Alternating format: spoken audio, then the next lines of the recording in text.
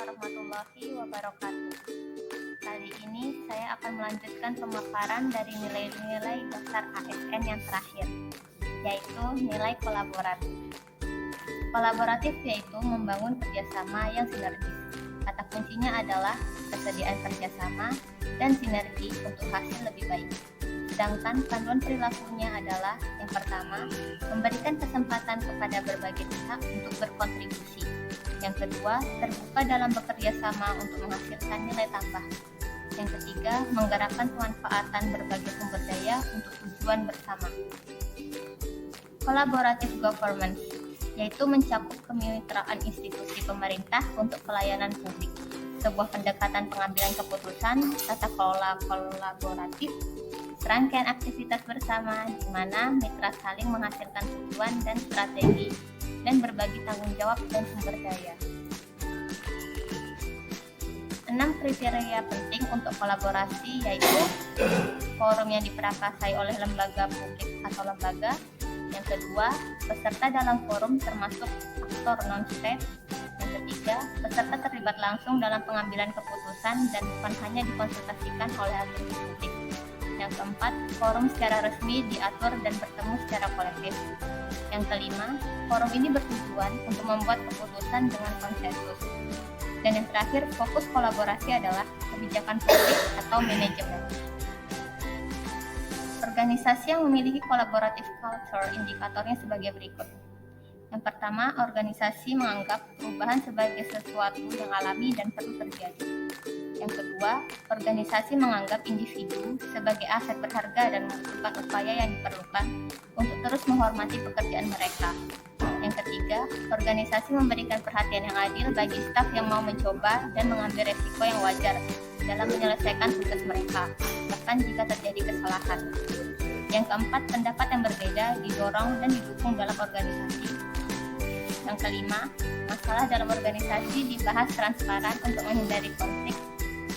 Yang keenam, kolaborasi dan kerja tim antar divisi adalah didorong.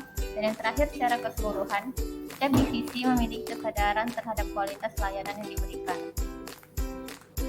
Beberapa proses yang harus dilalui dalam menjalin kolaborasi yaitu yang pertama, trust building, yaitu membangun kepercayaan dengan stakeholder mitra kolaborasi. Yang kedua, face-to-face dialog, yaitu melakukan negosiasi dan baik dan bersungguh-sungguh. Yang ketiga, komitmen terhadap proses, yaitu pengakuan saling ketergantungan, sharing ownership dalam proses, serta keterbukaan terkait keuntungan bersama. Yang keempat, pemahaman bersama, yaitu berkaitan dengan kejelasan misi, definisi bersama terkait permasalahan, serta mengidentifikasi nilai bersama. Yang kelima, menetapkan outcome antara.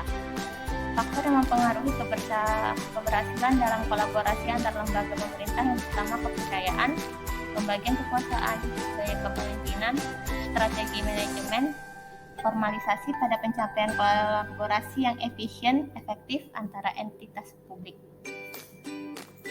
Aspek normatif kolaborasi pemerintahan yaitu pada pasal 34 ayat 4 dalam Undang-Undang Nomor 30 Tahun 2014 tentang Administrasi Pemerintahan, yang isinya penyelenggaraan pemerintahan yang melibatkan kewenangan lintas badan dan atau pejabat pemerintahan dilaksanakan melalui kerjasama antar badan dan atau pejabat pemerintahan yang terlibat, kecuali ditentukan lain dalam ketentuan peraturan perundang-undangan. Badan dan atau pejabat pemerintahan dapat memberikan bantuan kedinasan kepada badan dan atau pejabat pemerintahan yang meminta dengan syarat. Yang pertama, keputusan dan atau tindakan tidak dapat dilaksanakan sendiri oleh badan dan atau pejabat pemerintahan yang meminta bantuan. Yang kedua, penyelenggaraan pemerintahan tidak dapat dilaksanakan sendiri oleh badan dan atau pejabat pemerintahan karena kurangnya tenaga dan fasilitas yang dimiliki oleh badan dan atau pejabat pemerintahan. Yang ketiga, dalam hal melaksanakan penyelenggaraan pemerintahan, badan dan atau pejabat pemerintahan tidak memiliki pengetahuan serta kemampuan untuk melaksanakannya sendiri. Yang keempat, apabila untuk menetapkan keputusan dan melakukan kegiatan pelayanan publik, badan dan atau pejabat pemerintahan membutuhkan surat keterangan dan berbagai dokumen yang diperlukan dari badan dan atau pejabat pemerintahan lainnya.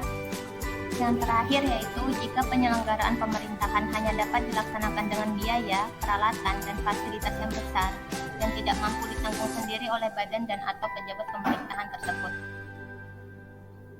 Badan dan atau pejabat pemerintahan dapat menolak memberikan bantuan kedinasan apabila mempengaruhi kinerja badan dan atau pejabat pemerintahan pemberi bantuan.